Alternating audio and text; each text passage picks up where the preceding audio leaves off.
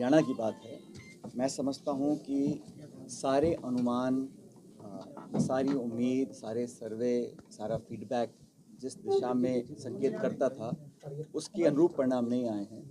और हरियाणा में जो लगभग पूरे देश में इस बात को सब सर्वसम्मति से मानते थे कि वहाँ अच्छे बहुमत के साथ हम सरकार बनाएंगे, और जब परिणामों की गिनती चालू हो रही थी मतगणना की, तब रुझान एक तरह के थे।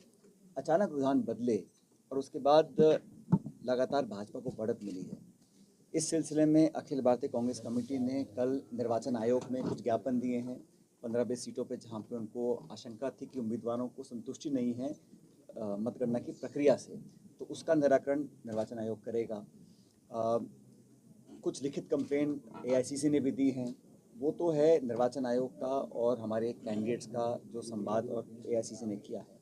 लेकिन ये बात सच है कि उम्मीद से बिल्कुल विपरीत वहाँ परिणाम आए। मैं समझता हूँ सभी लोग बोलते थे, मानते थे कि वहाँ पे 10 साल से जो सरकार थी उससे ना तो जनता खुश थी और ना शायद भाजपा खुश होगी, क्योंकि तभी 9 साल के बाद उन्होंने खट्टर साहब को वहाँ हटाया और एक नए मुख्यमंत्री को बनाया। अगर 9 साल का कार्यकाल इतना बढ़िया था, इतनी अच्छी गवर्नेंस थी हरियाणा सरकार की, तो कोई ज़रूरत नहीं थी मुख्यमंत्री बदलने की। मुख्यमंत्री बदले इसलिए गए क्योंकि वहाँ पे असंतोष था, गवर्नेंस हो नहीं रही थी, किसान नौजवान सब परेशान थे।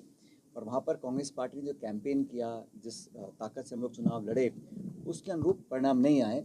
और जैसा राहुल जी ने भी कहा है कि इन परिणामों की हम लोग समीक्षा करेंगे और जो करेक्टिव मेजर्स उठाने उसको उठाएंगे। फीडबैक हम लोग ले रहे हैं हमारे प्रभारी, हमारे प्रदेश के नेताओं से, और हम उचित कार्रवाई करेंगे। जम्मू कश्मीर के अंदर जो हमारा गठबंधन था इंडिया अलायंस का, वहाँ पर स्पष्ट बहुमत के साथ हमारी सरकार बनने जा रही है, इंडिया अलायंस की, एनसी कांग्रेस की। तो वो वहाँ पर भी परिसीमन किया गया, तमाम तरह की अड़चनें लगाई गई, छोटे छोटे दलों से पर्दे के पीछे से चुनाव लड़वाया गया, ताकि जो हमारी कश्मीर प्रोविंस की जो वोटें थी उन वोट का बंटवारा हो। लेकिन लोगों ने समझदारी करी और अपना वोट ज़ाहिर नहीं किया, वोट खराब नहीं किया, और हमारे अलायंस को वोट देकर एक स्पष्ट और ऐतिहासिक बहुमत मिला है। मैं उम्मीद करता हूँ कि नई सरकार के गठन के साथ साथ जम्मू कश्मीर में जो एक जमहूरियत को नुकसान पहुँचाने की कोशिश दिल्ली से की गई थी, उसकी भरपाई हो पाएगी, लोगों को रोज़गार मिलेंगे, अमन चैन और फैलेगा। और ख़ासकर जम्मू संभाग में, जहाँ पहले कभी भी आतंकवादी घटनाएं होती नहीं थी, उस जम्मू संभाग में पिछले साल भर में लगातार वहाँ घटनाएं हुई, हमारे बहुत सारे सैनिक शहीद हुए हैं। उस पर भी नई सरकार बनने के बाद अंकुश लगेगा और एक नई शुरुआत उस जम्मू कश्मीर में होगी।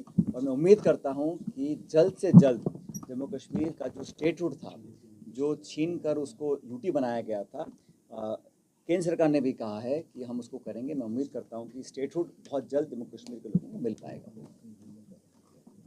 आप बोलो क्या कहना चाहते हैं। हरियाणा चुनाव के बाद आगे राजस्थान में भी 7 सीटों पे चुनाव होने हैं, इसको लेके कांग्रेस में देखिए, जहाँ तक राजस्थान के संदर्भ की बात है, ये पहली बार हुआ है कि 10 महीने हैं सरकार को बने हुए। इन 10 महीनों में आम चुनाव भी हो गए, लेकिन जिस प्रकार का सरकार का निर्माण हुआ था, जब भी जनता सरकार बनाती है कुछ उम्मीदों के साथ बनाती है। दुर्भाग्यवश राजस्थान के अंदर सब कुछ चरमरा गया है। लॉ एंड ऑर्डर कोलैप्स हो रखा है, अफसरशाही हावी है, सत्ता के अनेकों केंद्र बन गए हैं। मंत्री इस्तीफा दे के बैठे 3 महीने से, पता नहीं कि वो मंत्री हैं कि नहीं हैं। मुख्यमंत्री जी अपना काम करने में उनको छूट नहीं मिल रही है, और सत्ता संगठन के अंदर सत्ता कुछ बोलती है, संगठन कुछ बोलता है।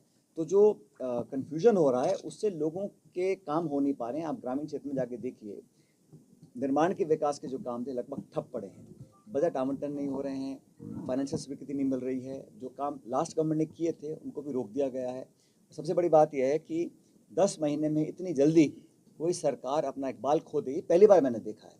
क्योंकि यहाँ पर भी पूर्ण बहुमत की सरकार है, और जो सरकार बनने के बाद लोगों को उम्मीद थी, किसी सूरत में पूरा नहीं कर पा रहे हैं। चाहे नौजवान हो, चाहे किसान वर्ग हो, चाहे खुद की उनकी बजट घोषणाएं हों, तो हर तरफ सरकार फेल हो रही है। और इसलिए हो रही है क्योंकि खिंचाव बहुत ज़्यादा है सरकार के अंदर, और जो उनका गवर्नेंस स्ट्रक्चर है उसका खामियाजा जो है वो जनता को उठाना पड़ रहा है।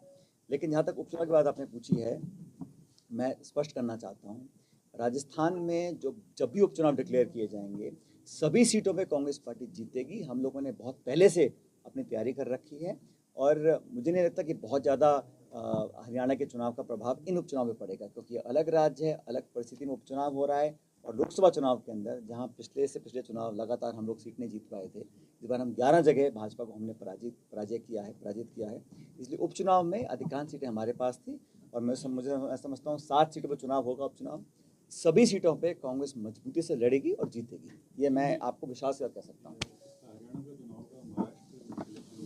देखिए ऐसा ये जो चर्चाएं हैं ये हमारे विरोधी दल करते हैं, लेकिन समझना पड़ेगा कि देश भर में भारतीय जनता पार्टी ने जो 10 साल का शासन किया है, ऐसा नहीं हम मान सकते हैं कि एक चुनाव के, आप मत भूलिए हरियाणा के अंदर कांग्रेस पार्टी को लगभग 40% वोट मिला है और लगभग इतना ही भाजपा को मिला है। लेकिन वहाँ क्या परिस्थितियाँ रहीं, क्या समीकरण बने, कुछ आगे पीछे हुआ, लेकिन वोट शेयर कांग्रेस पार्टी का बढ़ा है।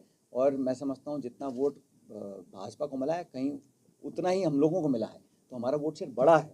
ऐसा नहीं है कि वहाँ पे कांग्रेस का वोट घटा है, लेकिन इसका कोई नकारात्मक प्रभाव पड़ेगा बाकी राज्यों में ऐसा नहीं मानता हूँ, क्योंकि महाराष्ट्र में हमारा एक मजबूत गठबंधन पहले से है, झारखंड में हमारा मजबूत गठबंधन है। लेकिन कांग्रेस पार्टी को जहाँ पर भी